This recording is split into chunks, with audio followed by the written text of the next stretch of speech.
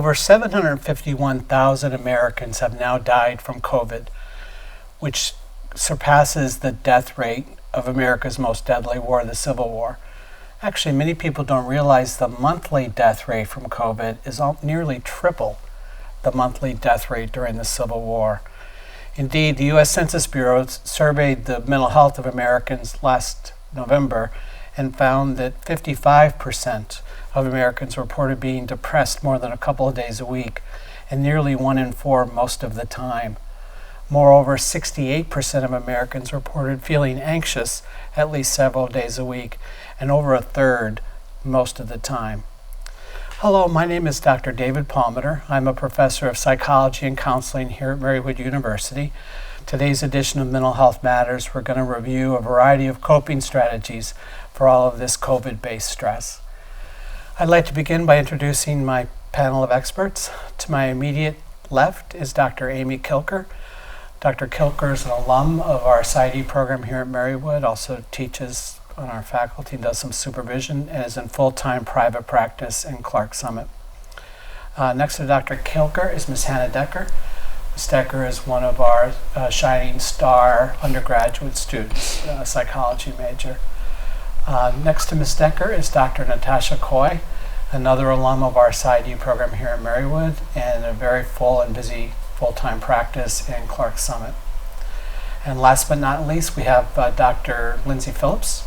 Dr. Phillips is an assistant professor here at Marywood, and in a couple of months is actually about to take on a national leadership role as the president of the clinical division of the American Board of Professional Psychology. Welcome, ladies. So one of the things that strikes me when I look at blogs or websites about COVID coping is people launch right away into, well, run or learn French or bake.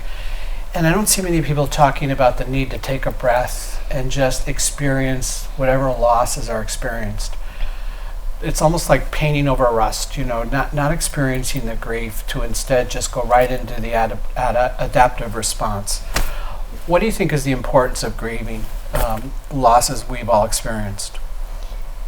I think that there's a misconception that unless you've lost a family member or a loved one or a friend, that you really can't experience the grief related to COVID. But collectively, I think we've lost a lot. I think we've lost graduations, weddings, milestones, kindergarten first days. There's a lot of things that we've lost, even a sense of control, just world, right? And so I think it's really important for us to let feel any grief, any sadness we have about all of those things, so that we don't repress it and then have some kind of complicated grief reaction later.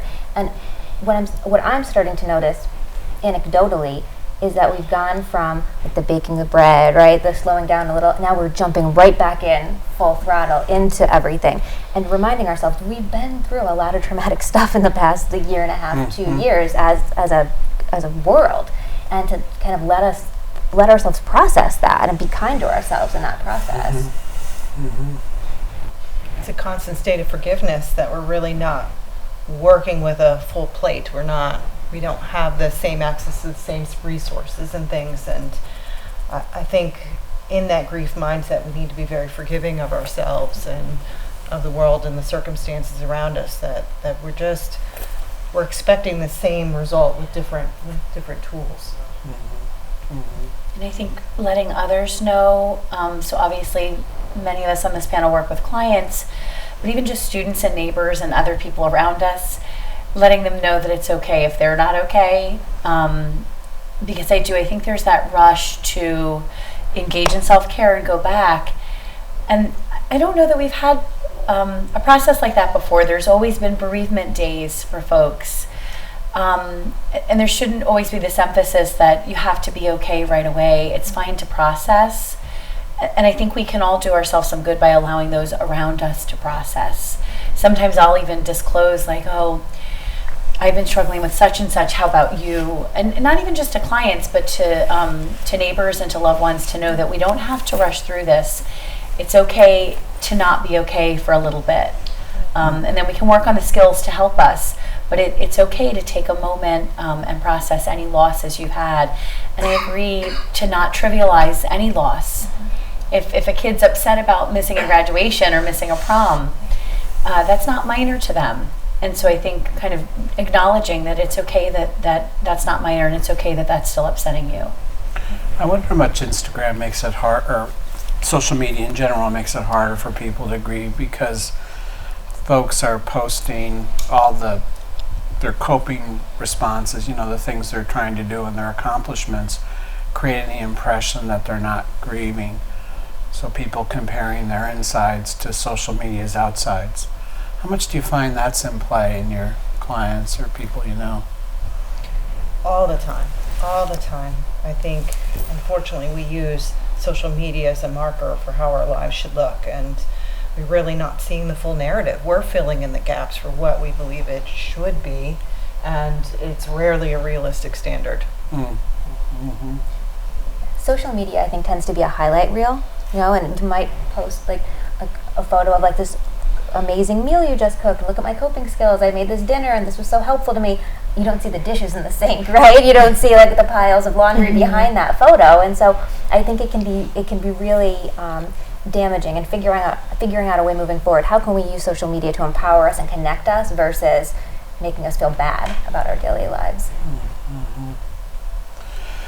What about spread into some people who they start doing grieving and they turn to harshness? Perhaps it worse. I mean, you were referring to this a little in your first remarks. I haven't died, nobody's died, or I need to stop being such a wuss, or whatever. So how much is self-compassion an important element of an effective grieving? I would say to people, and I know this is Kristen Neff, the mindful self-compassion guru, says if you wouldn't say it to a friend, try to pick up on when you say it to yourself. And I think we judge ourselves by harsh standards, and that's always helped me. I highly doubt any of us would say to someone, oh, just move on. Or your loss wasn't as bad as that person's loss. We don't say that to other people. And so I like for that to be my cue, and a cue that I give other people. If you're saying something to yourself that is that invalidating or that unkind that you'd never say that to another person, try to pick up on that and revise that script for yourself. And I can't comment on how many of us do it, but I know that I do it. There's grace in grieving, a whole lot of it. I see this a lot in other undergrads, this lack of self-compassion, because the year under me, second year college students, they were the first year to not have a graduation, to have this, so many people have told me they walked on stage by themselves, snapped a picture, and were done. Huh. And now being in the college environment, which is already completely different from anything they've experienced, which is now different from what college has ever been, they still push and push and push, and I see them get very overwhelmed, because with having online classes, different classroom settings, it's that much more stressful. And especially in the years under me, I see a lack of ability to step back and just breathe and take time for themselves, because this is the environment they were plunged into. They don't know how different it is and how much more difficult it can be from just a regular school year. Mm-hmm. You said an important name, Dr. Phillips, Dr. Kristen Neff, N-E-F-F. She has a self-compassion inventory that's available for free online. I have most of my clients take it. And people watching can just Google Neff self-compassion inventory, and it's not long. Rarely do I get someone who is, okay in their self-compassion. Most people are low. Is that your experience, or is that just, yeah? Mm-hmm. I think most of the experiences I've had with clients, or even with friends and talking with family members, is people are putting a lot of shoulds on themselves right now. I should be doing this. I should be doing better. Especially I think when everything was from home, people were feeling like, I should be able to get all the laundry done. I should have all this time. I'm home. But really, things during that time were extra stressful, and we were dealing with unprecedented world events that we've never dealt with before. And so the thinking of distorted thoughts, right? Why should we have been able to do this? Well, based on what? We've had no experience in this before, right? So really helping people put that into perspective. So let's say someone's grieved their losses, they're doing it in a self-compassionate way. One of the things COVID has kicked our teeth in is interfering with social connection. Research suggests the best predictor of health late in life is the quality of social connection, midlife. Yet this is the very thing being attacked by COVID. How do you suggest people respond to that? Maybe not recapturing a pre-COVID connectedness, at least now, but somehow trying to find a way to be creative and connected while being safe. Just going off of what Dr. Kilker said, is that people need to remember that it's not the same. Challenge the expectations. Sometimes those Zoom things are just a reminder of how disconnected we are. We just need to remember that and just kind of know the frame we're working from. And creativity is a powerful way through that. And it's unique to the people. It's unique to the family system. It's got to work with whoever you're working with. And to find something that individually works for you. I did have some friends who kind of actually valued the quiet time that they had. And sometimes I think they feel that there's a push for them, like, oh, you should be getting out. And I think just for each person to think about what is my best way of connecting, and for us to kind of promote that together. So if there's someone who isn't safe going out yet, let's do it via Zoom. And if we have to do things via Zoom, what are ways to make them fun? I also found kind of with children, kind of that connecting outside was so important to them. And in my side life, I'm a brownie troop leader. And I remember saying to my co-leader, there was a time when the girls just wanted to run around and be together. And, we had kind of a lesson plan to get a badge. And I said, I don't think today's a badge day. I think today's a run around and be together day. And that's okay. And so allowing all of us to find, okay, what is the way I can connect now that I feel safe? And if a friend doesn't yet feel safe going to a restaurant, how can that friend and I stay connected? And I do also think that that's a complication. People had different levels of had and still have different levels of what they're comfortable with, and kind of finding out, well, what level works for both of us so that we both feel safe and we can still connect. You mentioned Zoom. Sometimes people don't realize that Netflix, anything that's on a computer, can be shared, through Zoom. This week I was watching Battlestar Galactica with my law school student because it was assigned for a course. So there are these creative ways of staying connected. So I mentioned the rates of depression in the introduction, and one of the ways depression attacks people is reduced energy and lethargy. And so it seems counterintuitive, but people being less inclined to have fun. How important is it to find ways of having fun during this pandemic? That's so important.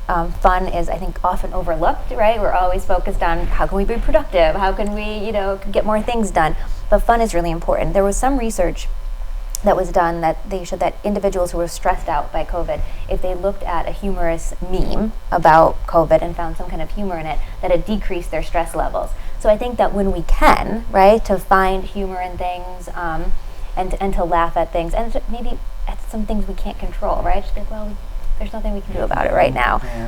And finding a friend or multiple friends that are going through the same thing as you and being able to talk about that.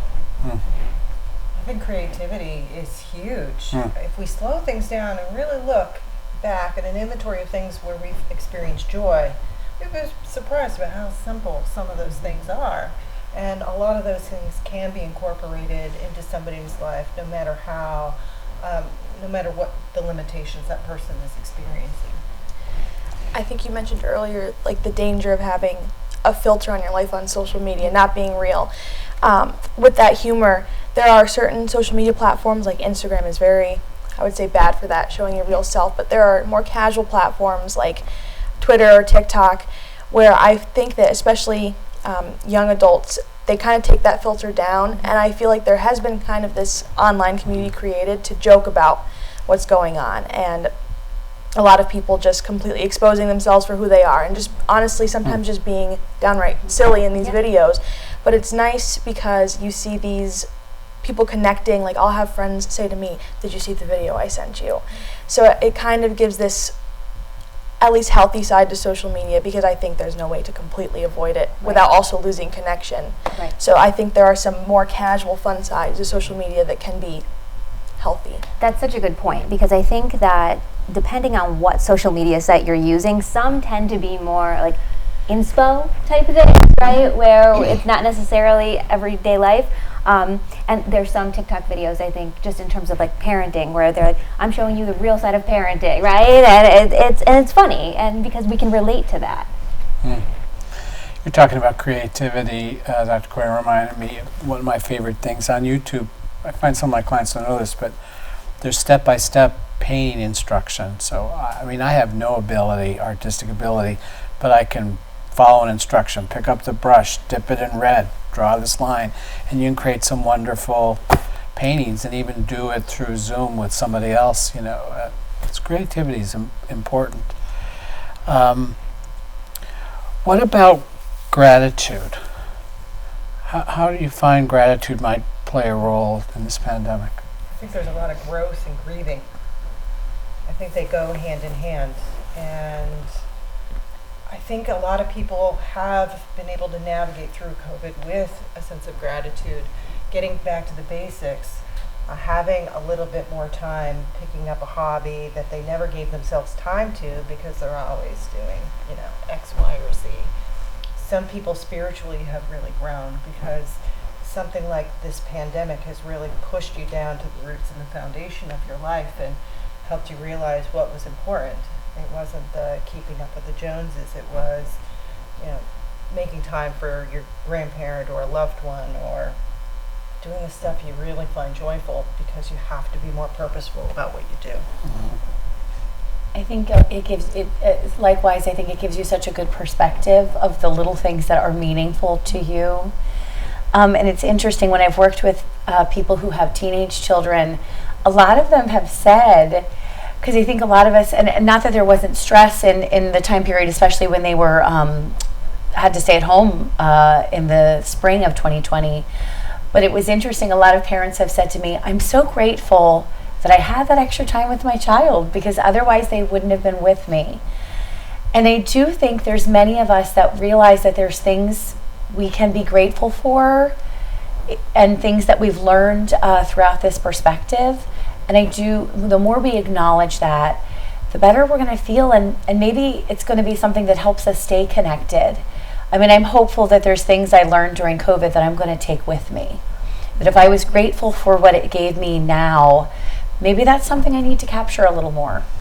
I'm going to circle back to that. Are you guys familiar with the gratitude journal? So can you talk about what that involves?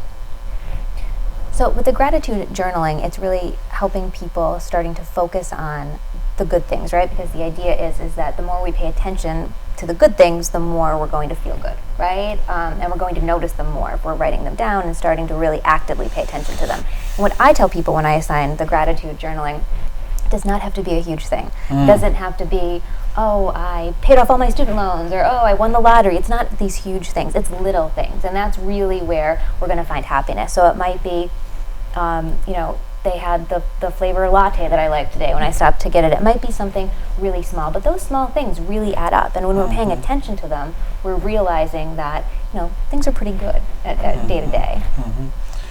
Puts people, if they do it at night, more in a conducive mental state for sleep. And it's a nice record over time, when depression descends, to go back and go, well, maybe it's not. Maybe I have a lot more blessings than I remember, given this record I've created. How about a gratitude letter? Anybody familiar with that?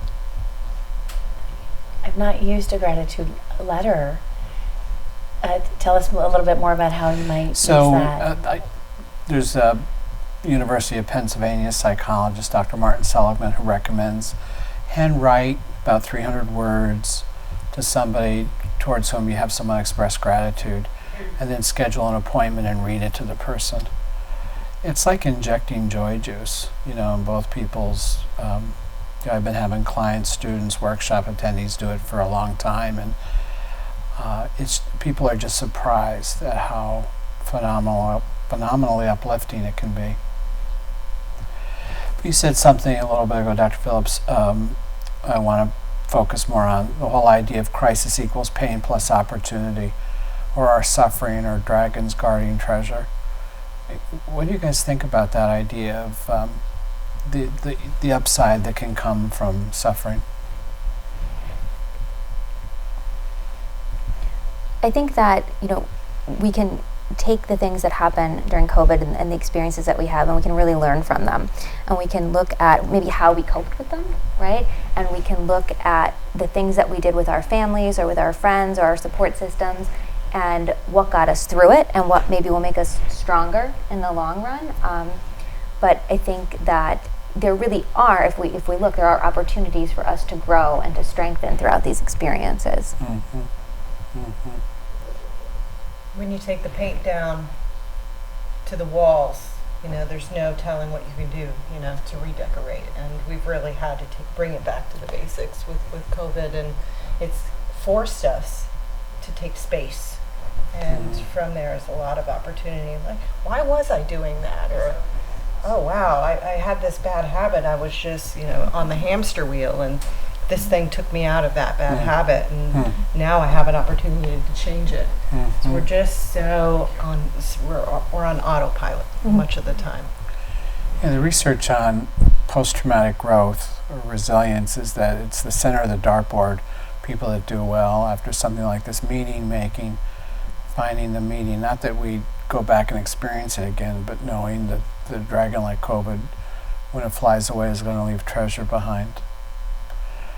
What about acts of kindness, manifesting loving kindness? We've talked sort of about self-compassion about towards ourselves. What about towards others as a coping strategy? This is I just had something happen to me the other day. I had both my kids, and they're little, and so they were fighting about something, and I'm trying to get them in the car and trying to get all their stuff in, and a mom rolled down her window and she said, "You're doing great." I was like, that is so, that was just exactly what you needed in that moment, right? And so then during the pandemic, actually, one form of social media, I downloaded the Marco Polo app, and so my friends and I would just video chat throughout the day. And I messaged my one friend and I said, "You're doing great as a mom." So trying to pass it along, and so it's little. So that was so small, but it made such a huge impact. So little things like that. It took a second. Yeah. I think we underestimate how those small acts of kindness can not only help the person that you're doing them for, but also yourself. I mean, the rush after you do something small for someone, that's a great feeling. So continuing to actively work towards those things, even if it's just putting a shopping cart away for someone, or chatting with someone in the grocery store line and saying, "I hope you have a better day."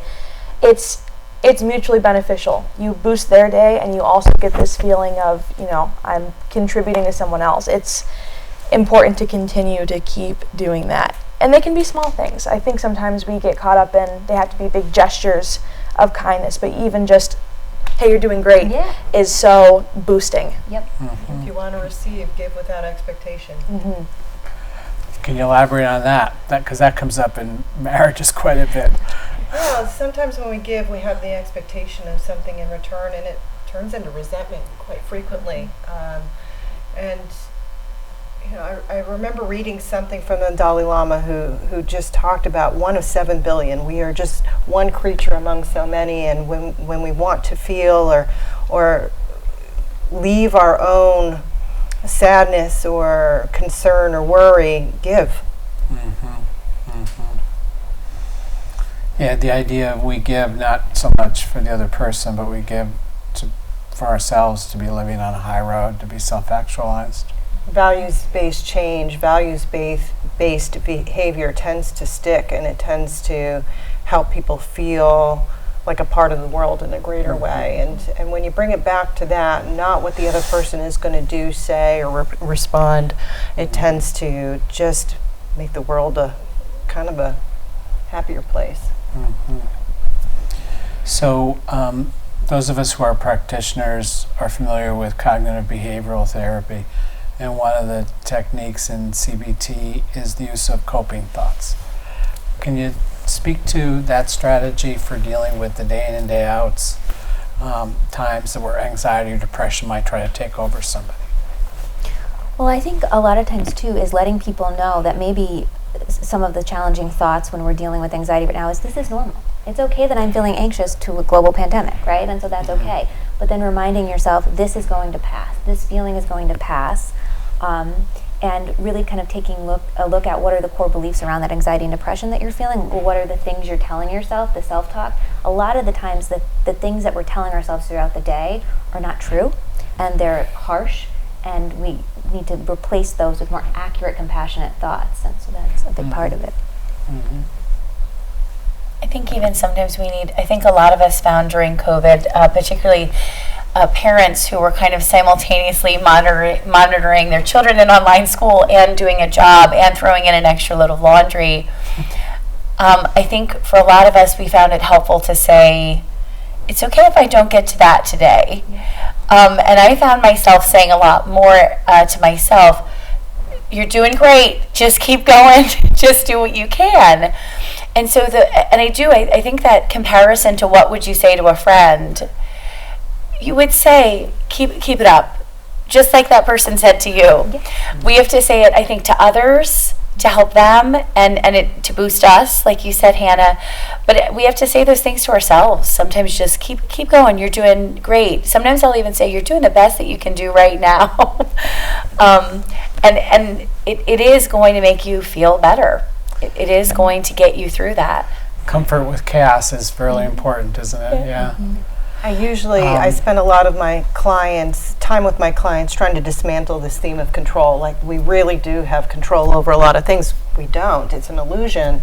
So my thought is, is this thought a fact? Is it real, or is it just a thought? And two, do I have influence over it?